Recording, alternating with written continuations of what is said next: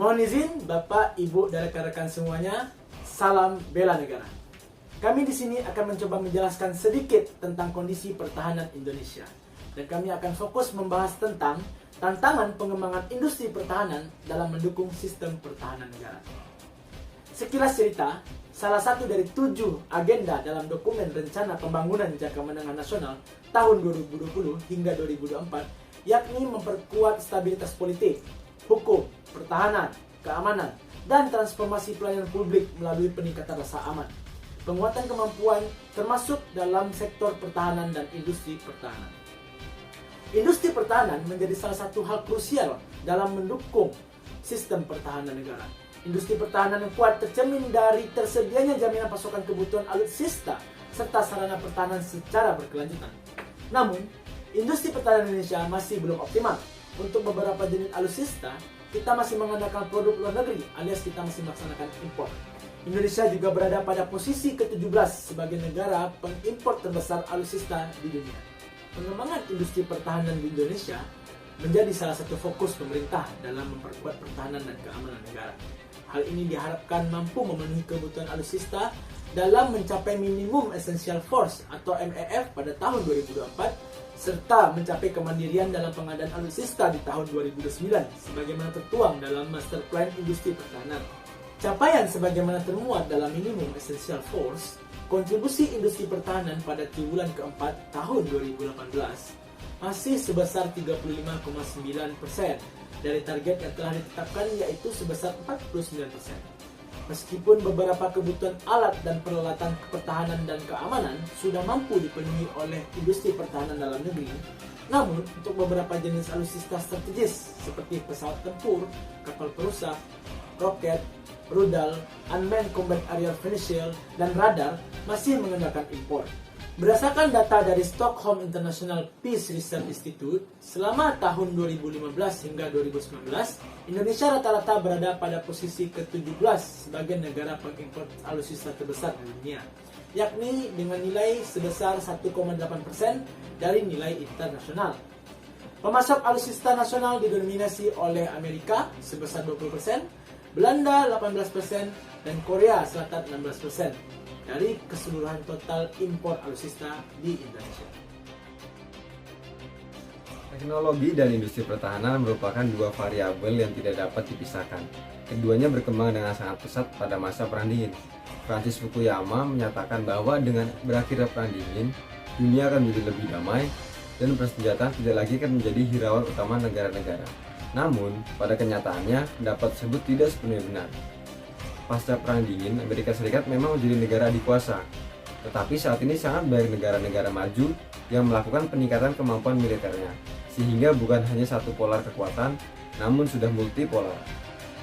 Peribahasa civis pacem parabellum menjadi konkret dalam hal ini, di mana negara-negara yang menginginkan perdamaian, maka mereka harus bersiap untuk menghadapi peperangan. Tantangan tersebut menyebabkan negara-negara harus mengembangkan industri pertahanan di negaranya untuk memperkuat negara serta meningkatkan kemandirian dalam pemenuhan alutsista. Hal ini bertujuan untuk mengurangi ketergantungan dengan negara lain. Dalam pengembangan industri pertahanan, dibutuhkan teknologi yang jauh lebih canggih dibandingkan dengan teknologi industri lainnya. Sementara, teknologi di Indonesia masih sangat terbatas. Pendapat tersebut disampaikan oleh Ketua Harian Persatuan Industri Pertahanan Swasta Nasional. Selain itu, beliau juga menjelaskan bahwa teknologi di sektor militer saat ini sudah sangat canggih dan misi militer sangat berisiko apabila peralatan yang digunakan tidak memiliki spesifikasi yang sesuai standar dan kebutuhan. Selain itu, skop research and development juga masih kecil untuk menjangkau kebutuhan teknologi.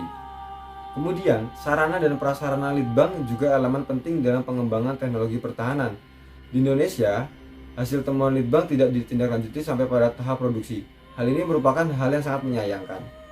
Upaya peningkatan kemampuan industri pertahanan tersebut diantaranya melalui Joint Research and Development, kemudian Joint Production, dan strategi kerjasama khusus, yakni TOT atau Transfer of Technology.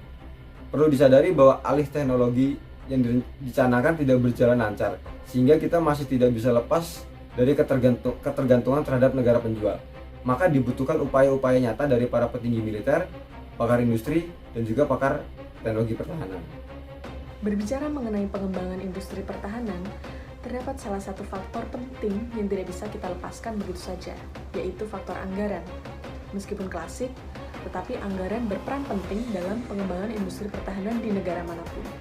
Hal ini karena pengembangan industri pertahanan membutuhkan research and development yang mampu mendukung kuatnya, mandirinya industri pertahanan tersebut. Pada tahun anggaran 2022, Kementerian Pertahanan mengalokasikan dana sebesar Rp133,9 triliun di RAPBN. Anggaran ini meningkat sebesar 13,28% dibandingkan tahun anggaran 2021. Tetapi, dari peningkatan tersebut, industri pertahanan belum menjadi prioritas Kementerian Pertahanan. Bahkan alokasinya mengalami penurunan dari 486,9 miliar menjadi 331,9 miliar. Sedangkan program modernisasi alutsista, non-alutsista, dan sarpras pertahanan menjadi prioritas Kementerian Pertahanan. Untuk mampu menutup gap anggaran tersebut, hal terkuat yang bisa dilakukan oleh Indonesia adalah dengan melakukan pengembangan kebijakan industri, perdagangan, dan juga investasi. Dalam hal ini, keterlibatan peran swasta di industri pertahanan. Mengingat banyaknya badan usaha milik swasta yang bergerak di bidang industri pertahanan, namun hanya separuh saja yang aktif. Kendalanya lagi-lagi modal. Sehingga dengan masuknya peran swasta, diharapkan bisa berkolaborasi dengan pemerintah untuk menutup gap anggaran tersebut. Masih ada satu lagi permasalahan yang perlu diatasi oleh pemerintah, yakni terkait transparansi penganggaran alat utama sistem persenjataan. Pengadaan alat utama sistem persenjataan di lingkungan Kementerian Pertahanan maupun Tentara Nasional Indonesia selama ini dinilai masih belum transparan.